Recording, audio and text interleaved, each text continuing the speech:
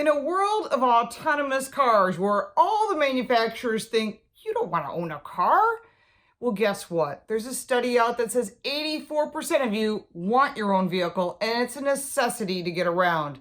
That's right, mass transit may be fine sometimes, and an Uber might work as well.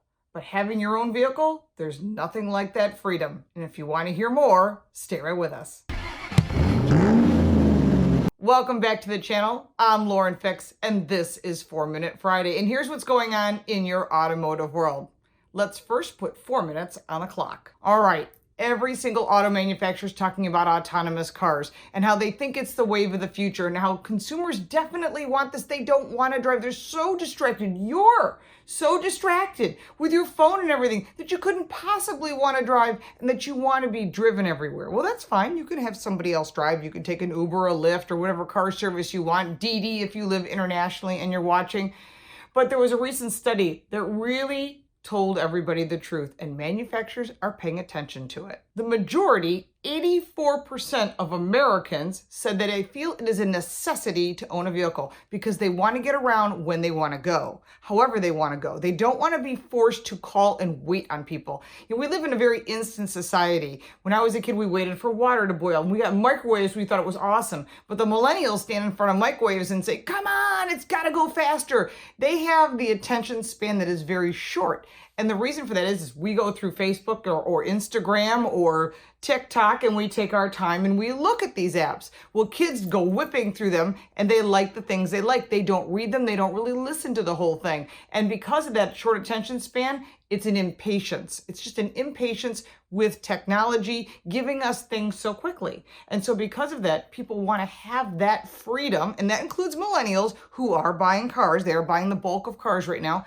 They want that freedom to go whenever they want, wherever they want, however they want. While automakers are thinking autonomous cars are the way to go, a recent study also said that 66% of Americans and Europeans don't want autonomous cars. They don't trust the technology. They don't want to not have a steering wheel or pedals. And you know what? I agree, because that's an amusement ride, and I'm out when it comes to that. According to the study, of over 10,000 people from OC&C Strategy Consultants, they inquired with people from China and all over Europe and the US and Canada, and they found that people didn't really trust this autonomy. And because of that, they also said they want to own their own car. So back to that 84% of people want their own cars. They don't want a car company to own the car, to be autonomous, pick you up and take you where you want to be. Again, this is interesting because if you go to CES, Consumer Electronics Show, which I go to every year, they're always saying the future is no one's going to own cars. Big car companies are going to own cars, and they're all going to be electric and autonomous, and that you will no longer need to learn how to drive because they will drive you wherever you want. Well, besides the fact that consumers as a whole don't trust autonomous cars, and we tend to not use all those safety features, all those great fun features that come with your cars, this is also a generational thing, but in addition to that, it's a trust thing. And if people don't trust some of this technology to do its job, that makes it very difficult for them to adapt to it. Part of the study that I found interesting was that 65% of Americans said having a car was a part of growing up. Which is true. When you're 16 years old, I couldn't wait to get my license. I don't know about you, because if you were one of those people, I got my license 10 days after I turned 16 because I couldn't even take the test until close to that, and I had to wait for the results to come in the mail.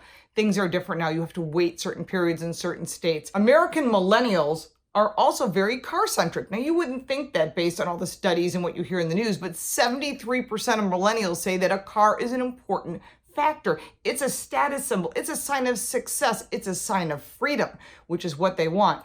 In addition, they found that 53% said just having a car was a status symbol in itself. Electric cars and hybrid cars were also not of interest to this group. It said 19% of consumers were actually considering owning one. They find it cool, they find it interesting, but they don't want to own one because they don't want to be tethered to a cord like we are with our phones and our watches and our laptop and our tablets. They want to be able to get in the car and go. They don't want to sit there and wait for it to charge. We've all done that with a phone. You want to go somewhere and you have to wait for it to get enough charge. Who wants to do that with their car? Remember, being tethered to a cord means you have to charge. And even with supercharger stations during Thanksgiving, some Tesla owners were waiting over 2.5 hours to sit there to wait for the supercharger to sit for another 4 hours. So it depends on the cars in front of you got there. I'm not going to do that. Are you willing to wait 2.5 hours just to get in line for a supercharger? That's ridiculous. That's a waste of time. To me, time is money. Even with companies like Uber and Waymo, 70% of consumers said they don't trust these autonomous cars. Again, another huge factor when you could opt in on your app to take an Uber that's autonomous. I opted out. Did you opt out or did you opt in? I'm kind of curious.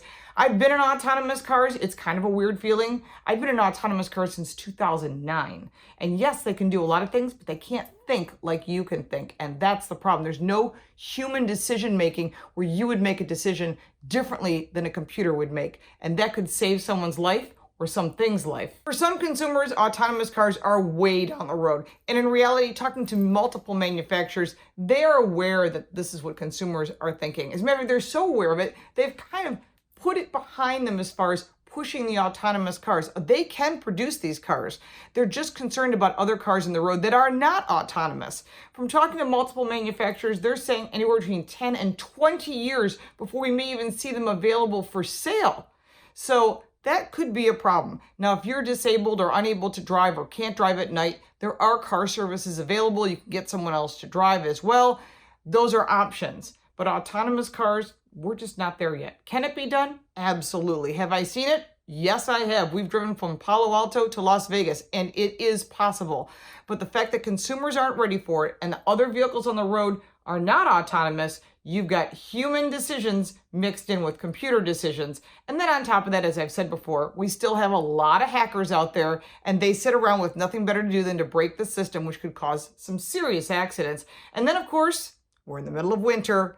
We have snow squalls and unexpected snow situations. I'm the auto expert for the Weather Channel, and I can tell you we are constantly discussing snow squalls, blinding storms, black ice, all these things that a computer may not know because they come up so quickly. There are times they will know, but there are times we don't even know. And that's why you can't rely on a computer. Hey, does your computer work all the time and never have a problem? Never need an upgrade? Yeah. I don't think so. I'm curious what your thoughts are. Are you in for autonomous cars? Is there a reason you love autonomous cars? I love the tech. Don't get me wrong. I've got the newest watch and the earpieces and every piece of technology you can get.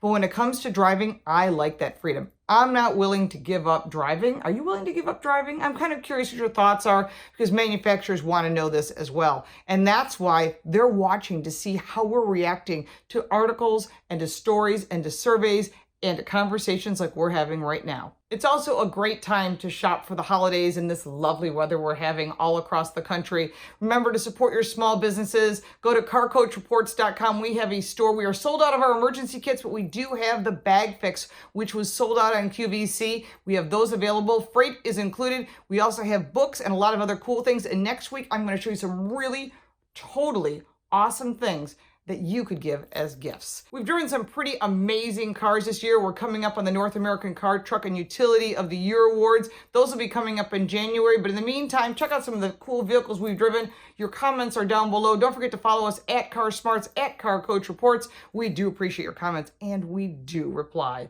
We look forward to seeing you next time. Please be safe on the roads. Have a great day.